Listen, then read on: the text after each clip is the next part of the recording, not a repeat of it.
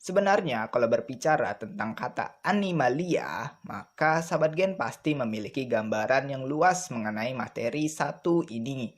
Tentu kita semua sudah mengetahui dasar mengenai apa itu kingdom animalia dan organisme apa-apa saja yang dimasukkan dalam kingdom animalia ini. Sederhananya, apapun yang berhubungan dengan organisme berupa jenis hewan atau fauna, pasti kita masukkan ke dalam kingdom yang satu ini. Tetapi lebih daripada itu, banyak hal yang perlu diketahui mengenai kingdom animalia yang menjadikan kingdom ini dengan anggota yang paling banyak dan bervariasi. Kingdom Animalia adalah klasifikasi taksonomi organisme yang tidak memiliki dinding sel serta kloroplas, dan karena itu sangat tergantung pada organisme lain untuk memenuhi kebutuhan makanan mereka. Jika kingdom plantae atau tumbuhan memiliki karakteristik dengan adanya kloroplas sehingga mampu mensintesis makanan sendiri melalui fotosintesis, maka kingdom animalia atau hewan memiliki karakteristik dengan kemampuan pergerakan berpindah tempat.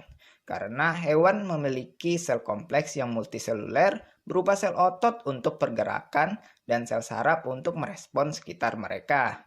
Inilah keunikan hewan, meskipun tidak dapat memproduksi makanannya sendiri seperti apa yang dilakukan oleh tumbuhan, mereka mampu untuk memenuhi kebutuhan makanan dengan cara memakan, memangsa, atau berburu. Hal inilah yang membedakan kingdom animalia dengan kingdom plantae. Akan tetapi, bagaimana membedakannya dengan kingdom lainnya? Seperti kingdom protista yang juga mampu bergerak dan memangsa organisme sejenisnya? Kingdom fungi yang juga mencerna makanan dari organisme lain?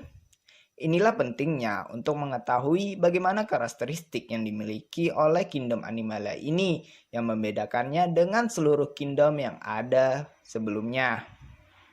Organisme yang dimasukkan ke dalam kingdom animalia harus memenuhi karakteristik umum sebagai berikut. Perhatikan ya sahabat gen apa-apa saja karakteristik umum dari kingdom animalia ini. Pertama, anggota kingdom animalia merupakan organisme eukariotik multiseluler, yang berarti tubuhnya tersusun atas banyak sel yang memiliki membran inti. Kedua, anggota kingdom animalia merupakan organisme heterotropik, yang berarti dalam menjalankan kehidupannya memerlukan makanan atau bahan organik yang berasal dari makhluk hidup lain, baik itu dari organisme tumbuhan ataupun dari hewan lainnya. Ketiga, anggota kingdom animalia termasuk dalam organisme heterotropik karena tidak memiliki struktur berupa plastida atau kloroplas seperti halnya pada tumbuhan. Selain itu, seluruh anggota kingdom animalia tidak memiliki bagian berupa dinding sel seperti halnya pada anggota kingdom plantae. Keempat, ukuran tubuh dari anggota kingdom animalia adalah sangat bervariasi, mulai dari yang berukuran mikro seperti pada kelompok hewan invertebrata maupun yang berukuran makro seperti pada kelompok hewan vertebrata.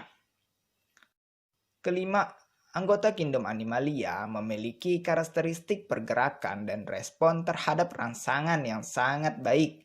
Hal ini karena tubuhnya dilengkapi berbagai sel atau jaringan kompleks berupa sistem otot dan sistem saraf yang mampu mengantarkan rangsangan dan melaksanakan pergerakan.